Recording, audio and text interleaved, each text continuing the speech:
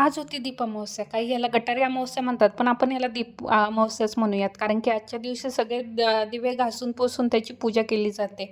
मग काय सकाळी उठल्या-उठल्याच दिवे घासायला सुरुवात केली आणि सकाळी पूजा झाली की पहिले दिवे पुजून घेतले आणि मला कानासाठी कणकेचे दिवे करायचे होते. आमच्यात करत नाही, पण म्हणलं चला मुलांच्या चांगल्यासाठी काहीतरी असेल, तर आपण सुरुवात केली तर काही वाईट नाही. मला 5च दिवे करायचे होते, पण ती कणिक जास्त झाल्यामुळं मग 9 दिवे केले. 5, 7, 9, 2 असं करू शकतात तुम्ही पण. आणि नंतरून मग कान्हा शाळेतून आला. संध्याकाळी परत दिवाबत्ती झाली आणि मग दिवे करून कान्हालाही पूजा करायला लावली आणि मी दारातही 2 दिवे लावले. त्याच्यात काळे तीळ टाकलेले चांगले असतात, पण माझ्याकडे नव्हते म्हणून मी काही टाकले नाही. आणि दारात दिवे लावताना कान्हाने शूट बंद केलं. नंतर कान्हाचं औक्षण केलं, त्याची संध्याकाळी दृष्ट काढली. कारण आणि आता उद्यापासून श्रावण महिना सुरू होणार आहे, म्हणजे सगळे सणवार सुरू होणार. चलो बाय.